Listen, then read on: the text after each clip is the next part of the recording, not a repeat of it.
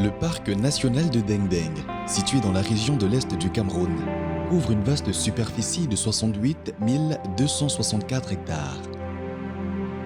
Créé en 2010, ce parc est né d'une initiative de compensation environnementale, visant à atténuer les impacts écologiques liés à la construction du barrage hydroélectrique de Lampangar.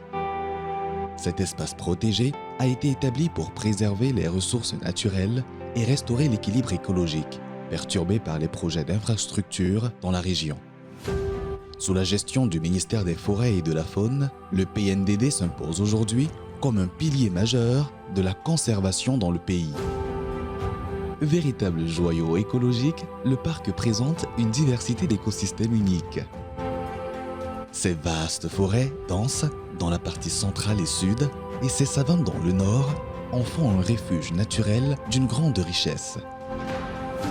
Cette diversité géographique offre un cadre idéal à la survie de nombreuses espèces emblématiques. Dans le massif de Dendeng, peut-être pas particulièrement au parc de Dendeng, il y a notamment les éléphants, mais particulièrement en Dendeng, il y a des espèces phares, notamment le gorille, les chimpanzés, nous avons les sitatunga, il y a également les pangolins géants et d'autres espèces qu'on retrouve, notamment les potamochères, yellowchères, etc. Mais derrière cette richesse naturelle, le PNDD se retrouve confronté à des défis de taille qui menacent son équilibre fragile. Le parc fait face à des pressions grandissantes, en particulier de la part des communautés riveraines, avec 19 villages situés en périphérie, dépendant fortement des ressources naturelles pour leurs activités de subsistance. Aujourd'hui, avec la population que j'ai, ça veut dire qu'il y a effectivement le nombre de gens. Bon, maintenant, on n'a pas une zone. On doit cultiver le champ. Le parc est venu nous trouver vraiment. Maintenant, on a découpé une partie. Bon, vraiment, on n'a pas aucune zone. Parce que si nous traversons le parc, ça serait que, bon, vraiment, c'est l'orgueil. Mais pas l'orgueil, c'est ça. Mon véritable problème. La déforestation croissante liée à l'extension des exploitations agricoles met en péril l'intégrité des écosystèmes.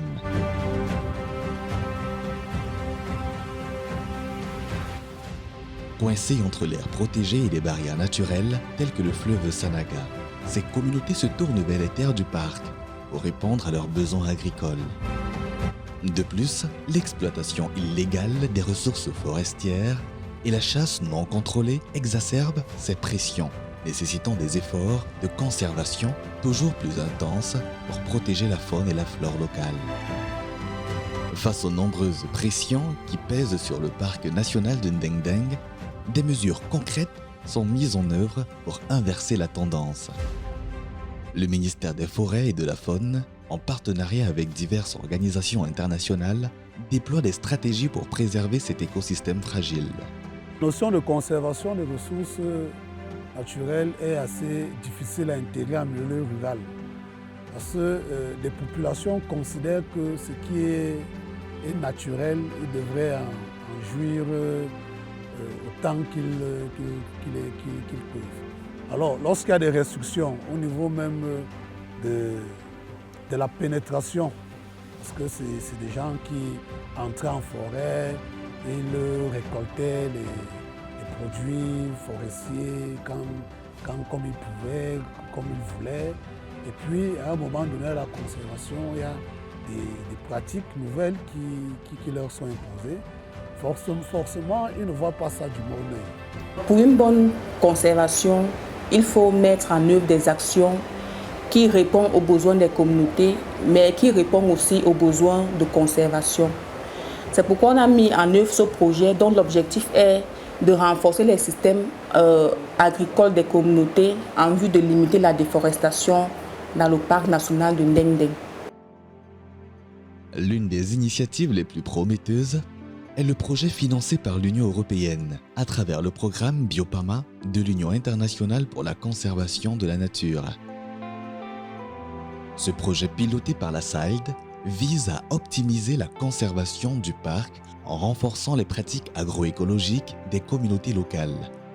Dans le cadre de ce projet, on a mis en œuvre 3 principaux objectifs. Le premier objectif était de limiter la déforestation dans le parc national de Ndendeng.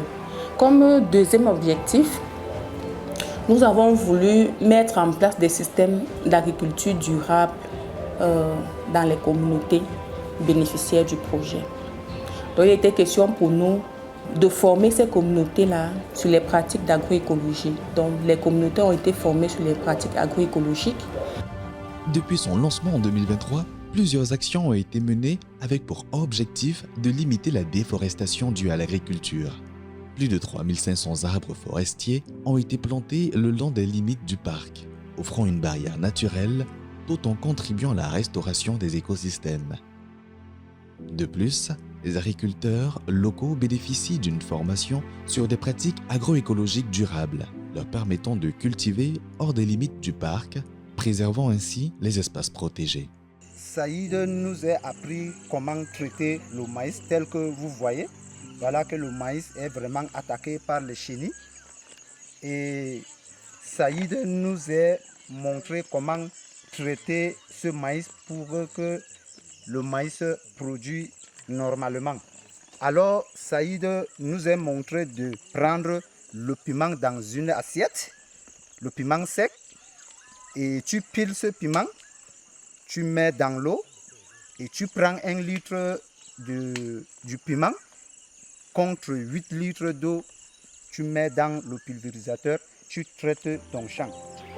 Plus de 200 habitants de 3 villages situés à la périphérie du parc ont reçu des formations et un soutien pour diversifier leurs sources de revenus grâce à l'apiculture ou encore l'élevage de poulets villageois.